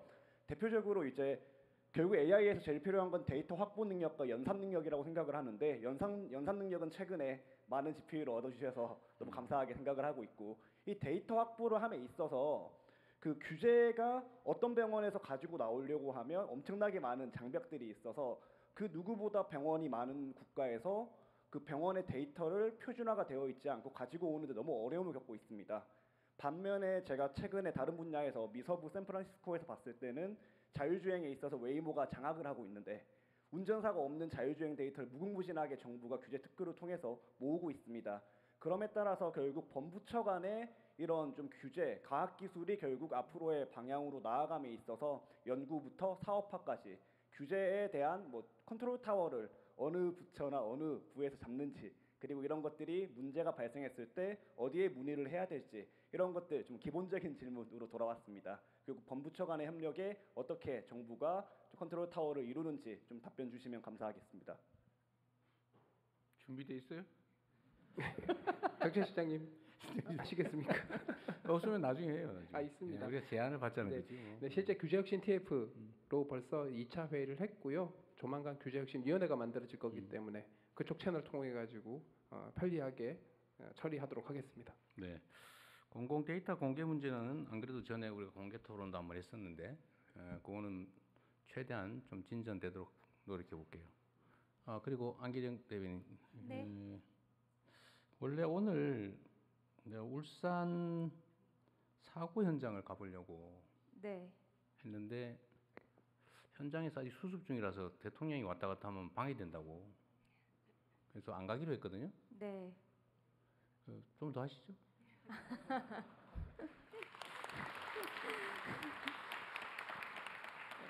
네, 알겠습니다. 그러면 좀 뒤쪽에 의견 듣겠습니다. 네, 거기 여성분께서 손 드셨거든요. 안경 쓰시고 황정아 의원님 뒤에 계신 분입니다. 네. 네, 감사합니다. 네, 서울대학교 이윤경입니다. 저는 올해 2월에 박사를 졸업하고 이제 학계에서 연구계로 막 들어서는 입장에 있는데요. 연구 생태계 관련해서 말씀을 해주셔서 얘기를 드리면은 그 경제적인 상황을 언급해 주셨지만, 그러니까 아까 돈을 뭐 많이 버는 사회 이런 것이 물론 필요하겠지만, 제 동료들 중에서 특히나 미국 동부나 이렇게 생활비가 비싼 곳에 포스닥 박사후 연구원을 나가 있는 분들 같은 경우에는 실제로는 거기에서 생활비나 이런 것들을 빼고 나면 오히려 본인 돈을 들여서 더 연구를 해야 되는 입장이 많습니다. 그럼에도 왜 해외를 나가느냐? 이것은 해외에서 생활을 하는 것이 그 연구 환경을 경험하고 정말로 똑똑한 인재풀에서 같이 연구하는 게 어떤 것인지를 느끼고 후에는 취업 시장이나 특히 교수 임용에서 경쟁력을 가지고 싶어서 이게 제가 생각하는 주요한 이유인데요.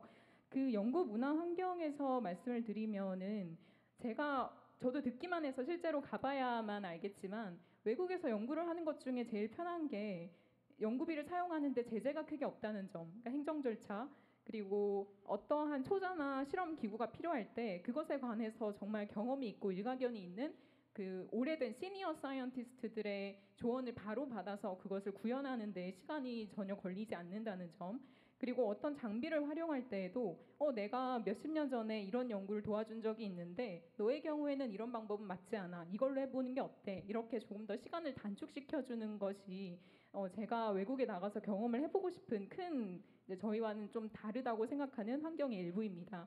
그래서 오늘 말씀 주신 여러 정책들이 경제적이나 이런 것에서는 충분히 서포트가 될 것이라고 저는 짐작을 하고, 그 맥락에서 질문을 드리는 게 아까 보여주셨던 스태프 사이언티스트라는 것이 맞닿아 있다고 생각을 하는데요. 그 스태프 사이언티스트라는 게 학교 연구 기관에도 통하는 것인지 그 정책에 대해서 조금 더 상세한 설명을 받고 싶습니다. 제가 말씀드리겠습니다. 네, 물론 그 연구 출연연뿐만 아니라 학교에도 이 스텝 사이언티스트 적용이 돼야 된다고 생각합니다. 실제 많은 연구자들이 저희가 이제 현장 인터뷰하면서 느꼈던 것들은 생각보다 많이 행정 업무에 시간을 많이 쓰고 있었습니다. 이 부분을 최대한 줄이고 이런 어떤 행정 그리고 이제 과학 기술을 이제 이해하고 지원할 수 있는 이런 스텝 사이언티스트가 사실 그 학교 차원 그리고 출연연 차원에서 있어야 될 것 같습니다. 그래서 그 지원을 통해서 연구에 온전히 몰입할 수 있는 환경 만들도록 하겠습니다. 네, 추가적으로 조금만 보충 설명드리자면 특히 장비를 많이 써야 되는 연구 분야가 있습니다. 근데 이 장비라고 하는 것도 오래 써본 분들은 경험이 많아가지고 이제 실제 연구하시는 분들은 장비 신경 덜 쓰고 연구에만 집중할 수 있으면 되는데, 우리나라는 소위 말하는 이 스텝 사이언티스트 분들이 사실상 비정규적이죠. 과제에서 인건비가 나오면은 유지가 되다가 과제 끝나면 이분들은 사실상 굉장히 힘들어집니다. 그래서 출연 연구기관이나 어떤 대학의 블록펀드 형식으로 이분들이 안정적으로 이런 스텝 사이언티스트로서의 역할을 할 수 있는 형태로 지원을 해드리게 되면 이분들의 도움을 받아가지고 연구가 핵심적으로 일어날 수 있다라는 지역 현장에서 굉장히 많은 어떤 조언을 받았습니다. 그래서 그 부분이 이번 사업에 녹아 들어가 있다, 이렇게 생각하시면 됩니다. 네, 혹시 우리 청년 연구원 분들은 하실 말씀 없으실까요? 매우 만족스러워서 말을 안 하기도 하고. 네, 뒤에 손 드셨는데 마이크 드리겠습니다. 네, 안녕하세요. 네, 저는 카이스트 항공우주공학과 박사 과정 재학 중인 하루나라고 합니다.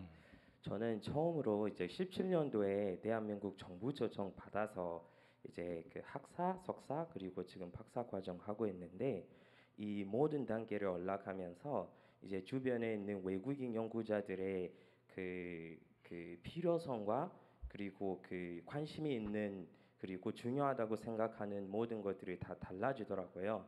제가 석사 때는 이제 뭐 비자 어떻게 이제 연장할 수 있는지에 대한 고민을 많이 했는데, 이제 박사로 올라오면서 이제 기원자 이제 학생들이 되게 많더라고요.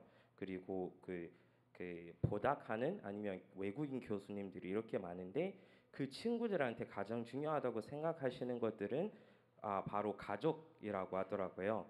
근데 이 가족이 그 본인이 이제 그 뭐 우수 인재 비자 이런 거를 다 소지하고 있어도 배우자, 특히 배우자가 F3 비자라는 거를 소지하고 있으면은 취업 활동을 할 수 없더라고요.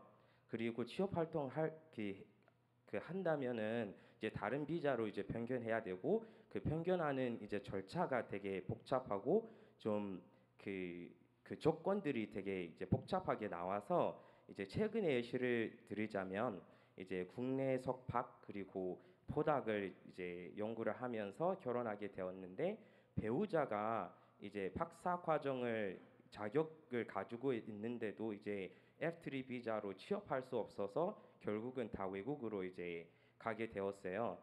그래서 이 배우자 비자인 F3에 대한 그런 혹시 약간 확대하거나 아니면 좀 더 보실 계획이 있으실지를 여쭤보려고 합니다. 일단 정부 방침상 지금까지와는 다르게 해외 인재 유치도 중요한 정책 과제여서 지금 이것도 꽤 검토돼 있었던 것 같은데, 있으면 설명해 주시고 아니면 필요하면 추가로 나중에 검토하도록 하겠습니다. 일단 뭐 그 연구자들 그 탑티어 연구자 그 비자는 좀 저희가 확대할 계획을 가지고 있고요. 근데 또 이제 실제로 많이 좀 고민하시는 분들이 본인뿐만 아니라 말씀하신 대로 이제 가족, 이제 뭐 비자 문제 이런 것들도 같이 있기 때문에 거주 환경 그리고 여러 가지 여러 가지 시설, 편의 시설 측면에서 이용하는 측면에서 뭐 집계약하고 이런 문제들 이런 것들도 여러 가지 좀 고충 사항들을 저희가 많이 들었습니다.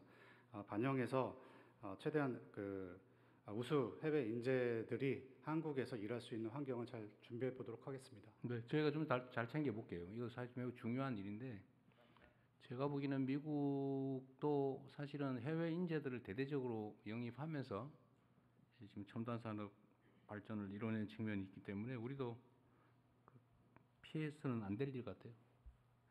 네, 의견 조금만 더 들어보겠습니다. 앞에 갈색 옷 입으신 분께 마이크 전해드리겠습니다.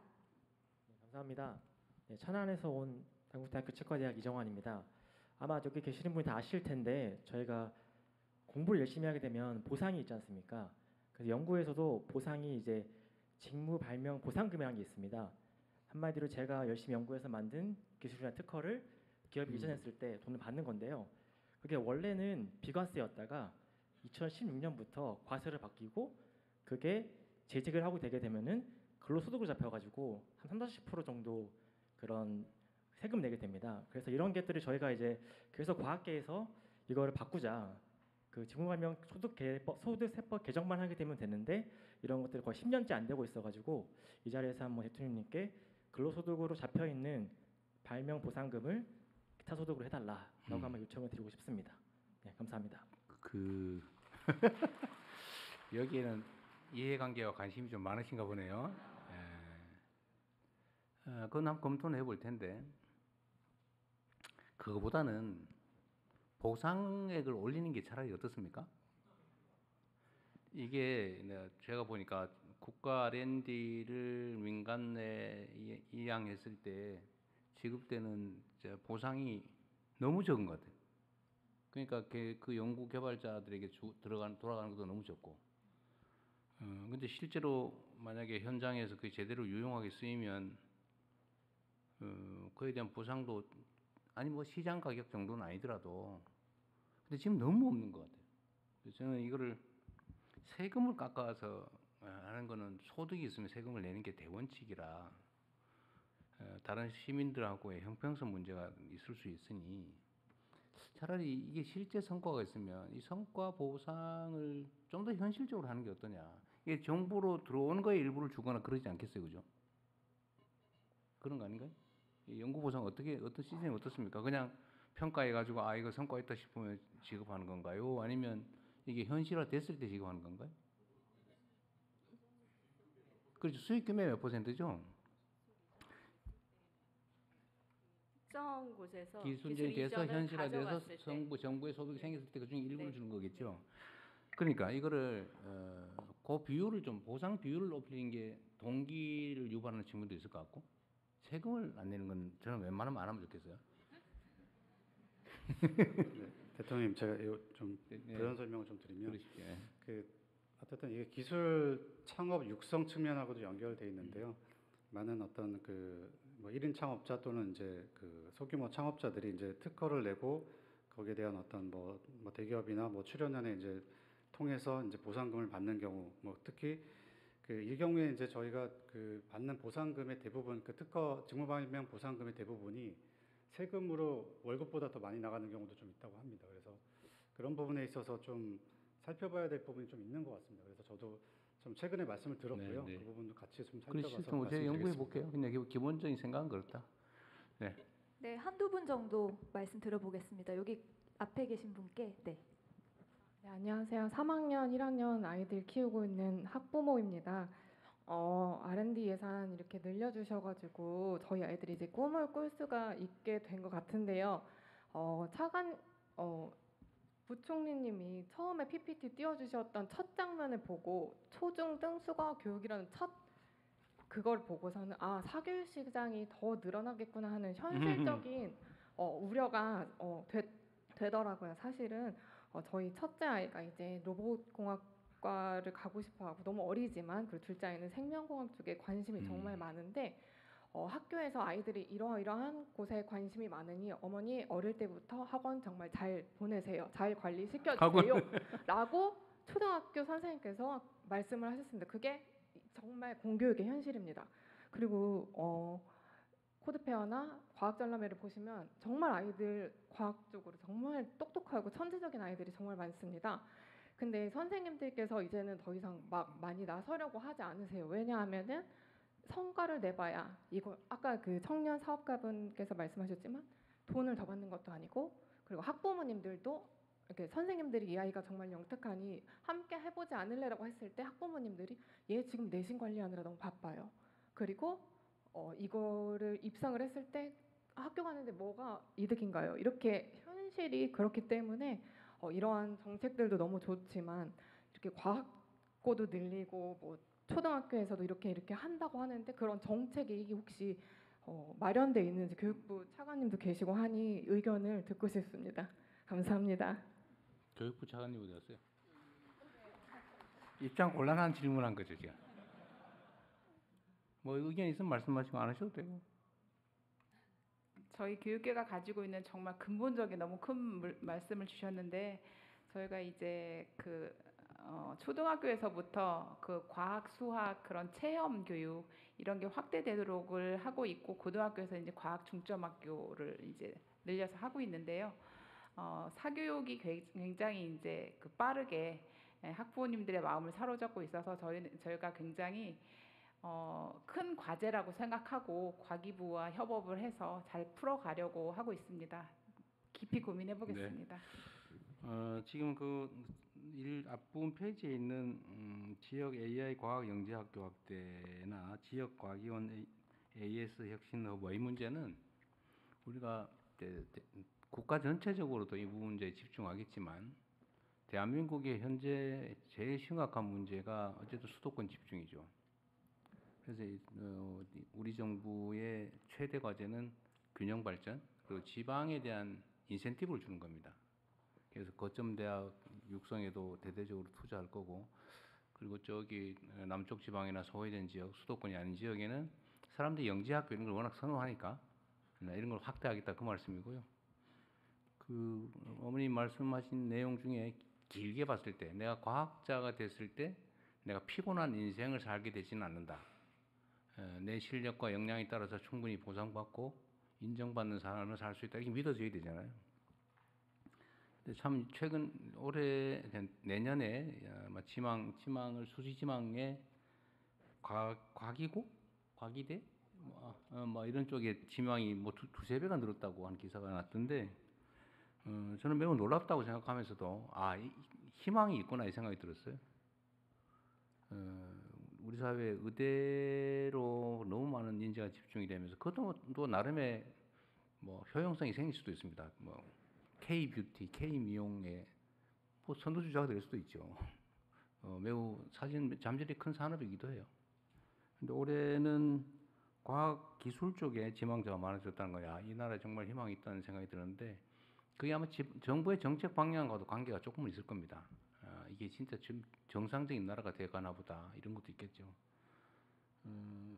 저는 요즘 아이들이 제가 시장할 때 아이들한테 꿈을 다 물어봤는데 다 무슨 뭐 땅 주인 되겠다 이런.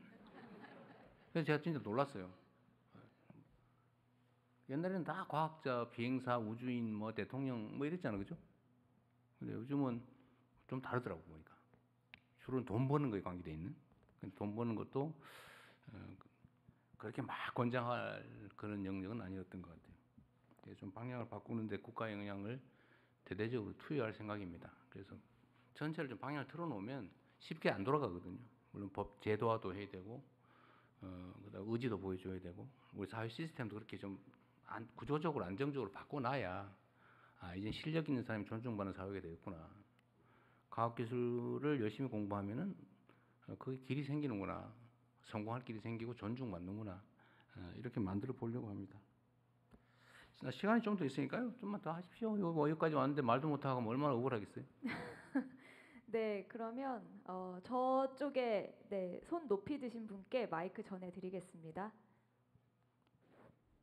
네, 안녕하세요. 저는 연세대학교에서 연구 교수로 연구를 하고 있는 김태영이라고 합니다. 뭐 거시적인 관점에서 너무 많은 좋은 이야기들을 해주셔서 저는 아까 배경훈 장관님께서 그 소개했던 프레젠테이션에서 그 비전인 교원이니까 제가 전인 교원을 많이 이렇게 늘리고자 한다라고 하셨는데 다 아시다시피 지금 저희가 출산율이 굉장히 낮고 학생이 줄어드는 이런 환경에서 여기 현실적으로 어떻게 늘릴 수 있을지에 대해서 궁금하고요. 그리고 두 번째로는 가제를 평가하는 사람 6,000명 정도를 이렇게 만들겠다 그런 직책을 만들겠다라고 했는데 그게 현실적으로 가능한지도 궁금하게 됩니다. 답변 드리겠습니다. 일단 지금 저희가 지금 고민을 많이 하고 있는 부분이 이제 포닥하고 이제 비전임 교원들이 충분히 대우를 받고 연구할 수 있는 환경을 만드는 게 중요하다고 생각합니다. 그래서 왜냐하면 전임 교원 대비 비전임 교원의 수가 거의 뭐 동등한 정도 수준의 어떤 숫자에 육박합니다. 그렇기 때문에 비전임 교원들 이들이 결국 미래 과학기술의 또 중요한 어떤 인재들이니까 이들을 위한 일자리 창출 뭐 이게 전임 교원이 될 수도 있겠고요.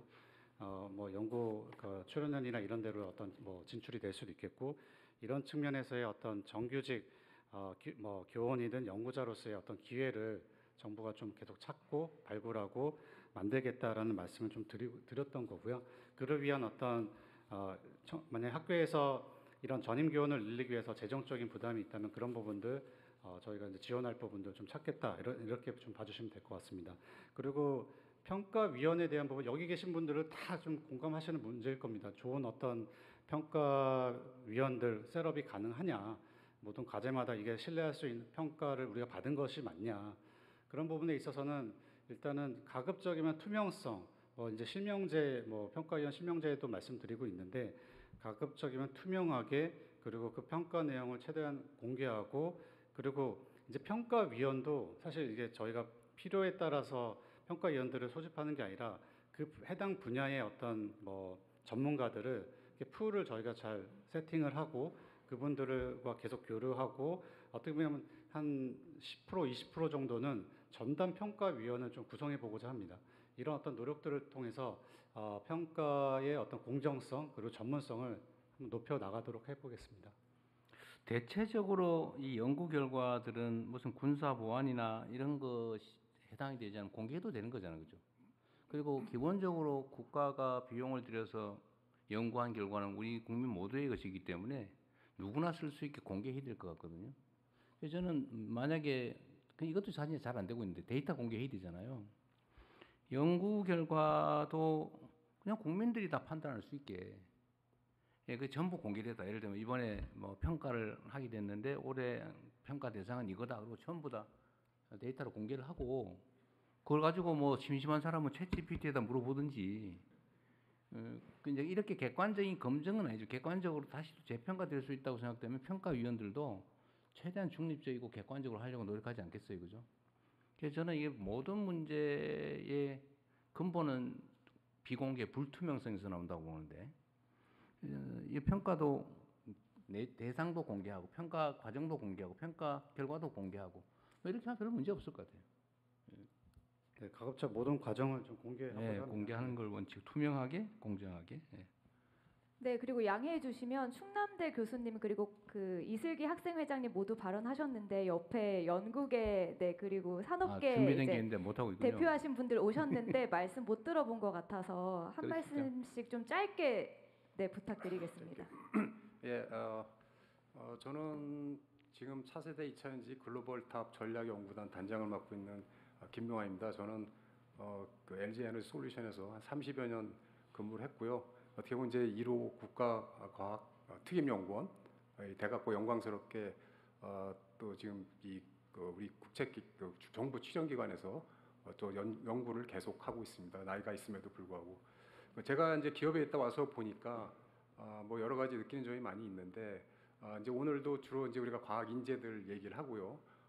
인재를 어떻게 육성하고 할 건가 논의 많이 하고 있는데 이 인재 육성에 못지않게 지금 제가 정부 출연기관에 와 보니까 어떤 그 인프라가 좀 많이 부족해 보입니다. 그러니까 제가 기업에 있으면서 그 정부 출연기관과 콜라보레이션이 잘 되는 경우를 보면은 정부 출연기관이 갖고 있는 설비가 기업 못지않게 제법 잘 갖춰져 있는 경우는 좀 잘 되는 것 같아요. 근데 그렇지 못한 경우에는 기업에서 바라볼 때 필요한 기업에서 얻고자 하는 데이터들을 만들 수 있는 이런 인프라가 출연기관이 충분치 않으면 출연기관에 있는 데이터들을 사실 인정하기가 좀 어렵거든요. 그러다 보니까 커뮤니케이션 하는 것도 어려운데 저는 이번에 인재 이것도 중요하지만 각 출연기관이 과연 우리 현재 나라가 성장하고 있고 우리가 앞으로 지향하고 있는 과학기술 5대 강국 이런 거에 걸맞게 우리 인프라들을 출연기관이 잘 갖추고 있는지도 한번 점검을 해서 잘 되고 있는 부분도 있지만 안 되고 있는 부분이 더 많은 것 같은데요. 그런 부분에 대해서 좀 별도로 인프라에다가 별도로 좀 투자를 해야 되지 않나. 제가 이제 과제를 많이 정부 과제가 많이 나오지만 이런 과제들이 인건비로 많이 흩어지는 그러고 나서 지나고 나서 보면 축적된 게 부족한 이런 현상을 많이 좀 보게 되는 것 같습니다.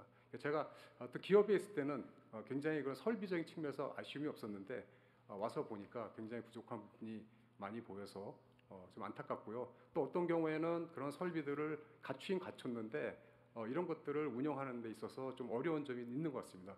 아까 뭐 스텝 사이언티스트 얘기도 나왔지만은 연구원들이 계속 그 장비를 오퍼레이션을 하는 오퍼레이터 역할을 할 수가 없기 때문에 이제 다른 사람들이 하는데 뭐 취업기관 같은 경우는 학생들이 또 많이 하거든요. 학생들인데 졸업하고 나면 그 장비에 대해서 또 새로 공부해야 되는 사람들이 나오고 이런 어떤 그 비연속적인 일들이 많이 있는데 어쨌든 좀 인프라를 제대로 좀 갖춰서요. 우리 연구자들이 특히 학교에 계신 분들도 출연기관에 와서 좋은 장비를 만지면서 자기 실력도 향상되고 좋은 연구 결과도 나올 수 있는데 그런 부분이 좀 아직 충분치 않다. 그리고 앞으로 우리 미래를 생각했을 때는 더 많은 인프라에 대해서 고민을 해야 된다. 저는 그 얘기 좀 드리고 싶습니다. 네, 그리고 네, 안녕하십니까. 제가 가장 젊은 사람일 줄 알았는데 다른 학생분들이 계셔서 저도 긴장을 좀 덜 수 있었던 것 같고요. 저는 디든 로보틱스라고 하는 회사를 맡고 있는 김준하라고 합니다. 저희 회사는 아까 설명 잠깐 해주셨던 오준호 교수님께서 이제 창립하신 이제 카이스트 휴머노이드 로봇 연구센터가 있는데요. 거기에서 저희는 좀 시작을 했고 열심히 다리 달린 로봇을 만들고 있는 곳이고요. 뭔 로봇이요? 다리 달린 족형 로봇들을 만들고 다리, 있어요. 휴머노이드라고 네네네. 생각하셔도 될 것 같습니다. 그래서 저희는 로봇을 열심히 만들어서 지금 산업 현장에서 사고가 나고 있는 현장들이 많다고 생각을 하는데 그 부분들에서 이제 더 이상은 작업자분들이 다치지 않을 수 있도록 저희가 열심히 로봇을 개발을 하고 있는 상황이고요. 오늘 사실 정책적으로 정말 많은 얘기들을 해주셨는데 제가 사실은 다른 발표 자리에서도 뭔가 이런 것들이 개선됐으면 좋겠다라고 얘기했던 것들이 사실은 오늘 다 반영이 되어 있는 것 같아서 정말 고무적이라고 생각하고요. 그래서 과학기술이 발전을 했을 때 결국 나라도 더 진행이 될 수 있다라는 믿음으로 저희는 계속해서 연구를 하는데 그거에 더 박차를 해주시는 좋은 결정들을 해주셨다고 믿고 있습니다. 하나 말씀드리고 싶은 게 조금 있었는데요. 저는 솔직하게 말씀드리자면은 공부나 이런 것들을 좀 늦게 시작한 편이고요. 그리고 내가 창업을 해야지 아니면 내가 로봇을 정말 잘 해봐야지라는 생각도 제가 대학원 와서 조금 나중에 생각했던 것 같습니다. 그게 왜 그런지 다시 되돌아봤을 때 제가 학부 때 뭔가 배우는 수업들이나 이런 것들이 사실은 나중에 내가 실제 작업을 할 때 아니면 일을 할 때 어떻게 연결되지? 라는 그 연결성 측면에서 모호한 점이 없지 않아 있었던 것 같습니다. 수업 때는 그저 수업 자체로서만 듣고 이게 나중에 어떻게 쓰일지 모르는 상황이었던 거죠. 그런 측면에서 아마 어린 아이들도 지금 내가 공부하는 수학, 과학이나 이런 것들이 나중에 내가 실제 내가 일을 하는 상황이 됐을 때 어떻게 연결될 수 있다. 실제 작업자들이 어떻게 일을 하는지 그리고 왜 이런 것들이 중요한지를 연결 지을 수 있다면은 정말 강력한 교육적인 효과가 있을 거라고 믿고 있습니다. 그래서 뭐 가능하다면은 저희 정부 차원에서 교육 과정 쪽에 이제 실제 현장에 계시는 분들이 어떻게 작업하시는지 좀 더 이해할 수 있는 시간들을 늘릴 수 있으면 좋을 것 같습니다. 네, 이상입니다. 감사합니다. 네. 그 아까 말씀하시고 싶은 게 있었죠. 아, 어디 연구 기관장 아니에요? 예?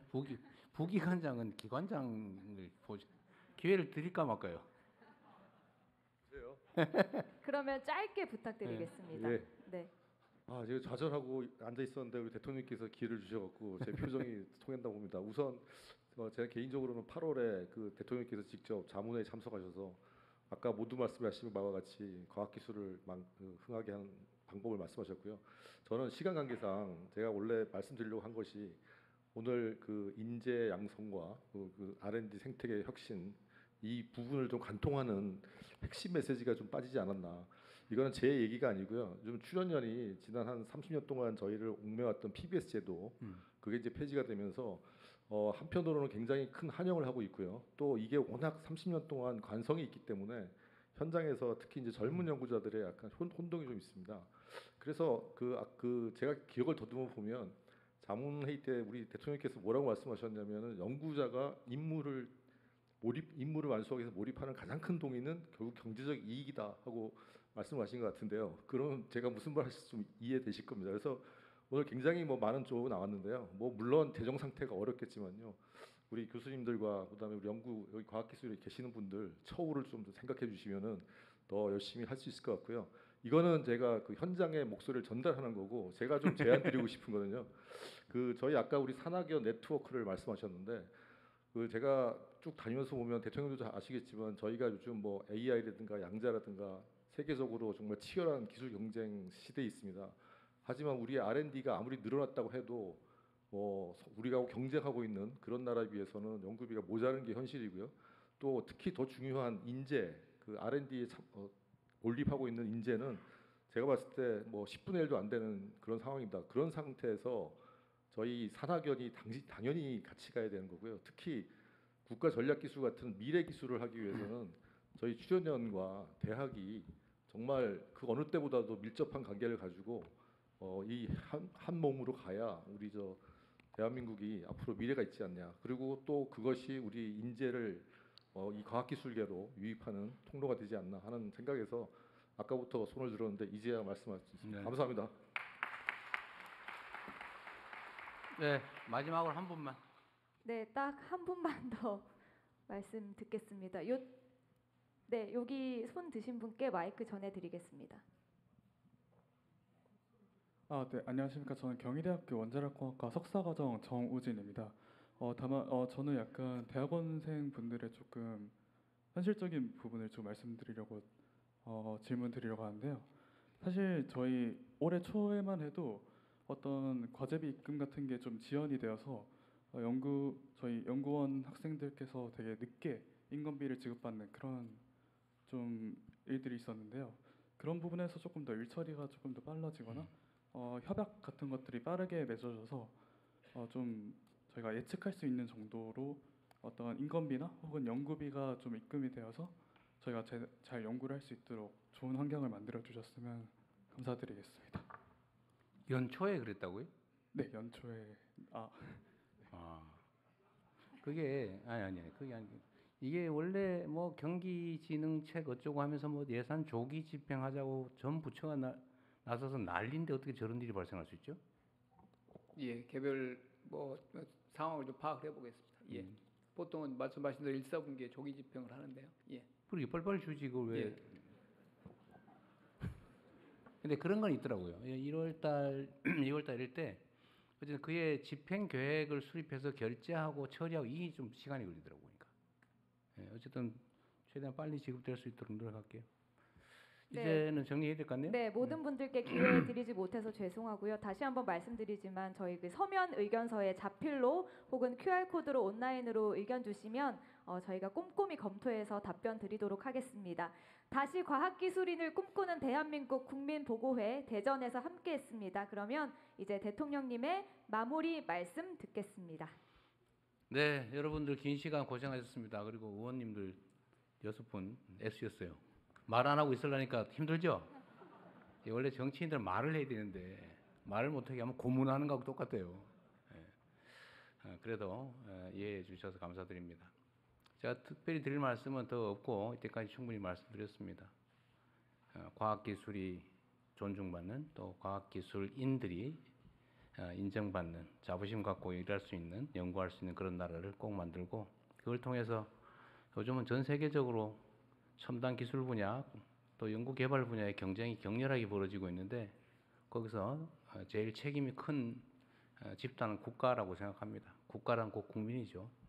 여러분 국민 모두가 관심 갖는 또 국민 모두의 삶이 획기적으로 개선될 수 있는 그런 나라를 만들기 위해서 최선을 다하겠습니다. 사진이라도 하나 같이 찍고 가죠. 요 우자 하나 갖다 놓고 우리 단체 사진을 찍으면서 끝내도록 하겠습니다. 수고하셨습니다.